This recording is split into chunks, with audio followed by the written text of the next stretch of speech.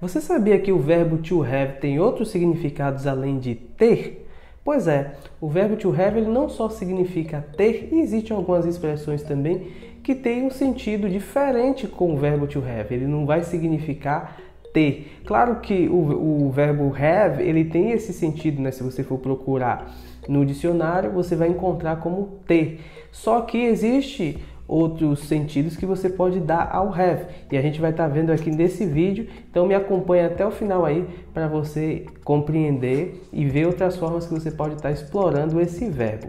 Mas, se você chegou agora aqui e não é inscrito no canal, não deixe de se inscrever no canal, ativa as notificações aí para ficar por dentro de todos os vídeos que eu posto aqui semanalmente, tá ok? Então vamos lá, vamos começar falando sobre o verbo to have. Como todo mundo já sabe, a gente já usa bastante o have, por exemplo, I have money ou I don't have money.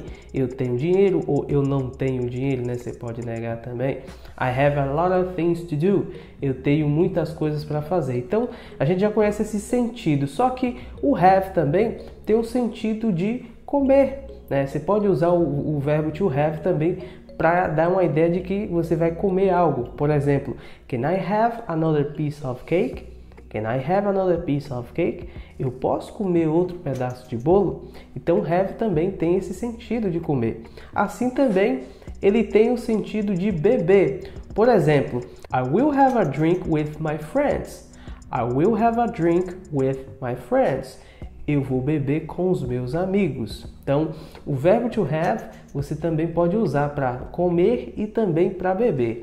E lembrando que o verbo to have ele pode ser usado também para as refeições, como por exemplo, have a breakfast, né, tomar um café da manhã, have a lunch, almoçar, have a snack, fazer um lanchinho e have a dinner, que é jantar, ok? Então, você pode estar usando o have com as refeições também, ok? Por exemplo, I have breakfast at 7 a.m. every day. I have breakfast at 7 a.m. every day. Eu tomo café da manhã às 7 da manhã todos os dias, ok? Então, dessa forma, você pode estar usando o have a breakfast, o verbo to have, com essa ideia de tomar café. O have também pode ser usado como tomar um banho, por exemplo, né, com have a shower. Embora o take a shower é muito mais utilizado, mas é possível também você usar have a shower. Então, por exemplo, I need to have a shower. Eu preciso tomar um banho. Ou então, I need to take a shower, né, como todo mundo conhece mais. Também eu preciso tomar banho. É a mesma coisa, mas você também pode usar o have nesse sentido de tomar, né? Tomar um banho, essa coisa. Existem também algumas expressões com o verbo to have. Uma delas é have a good time, que quer dizer se divertir. Então, por exemplo, eu posso usar dessa forma: I had a good time when I was in London. I had a good time when I was in London. Eu me diverti quando eu estava em London, ok? Então, eu me diverti quando eu estava em London. Eu usei o had aqui no passado, né? Que é have a good time, mas had é o passado do have. Então, eu me diverti, né? Então, você pode usar também have a good time, né? Que é se divertir, ok? É uma das expressões. Uma outra expressão também com o verbo to have é have a hard time. Have a hard time quer dizer passar dificuldade ou até mesmo ter dificuldade. Por exemplo, he's having a hard time in his life. He's having a hard time in his life. Ele está passando dificuldade na vida dele, entendeu? Então, dessa maneira você pode usar.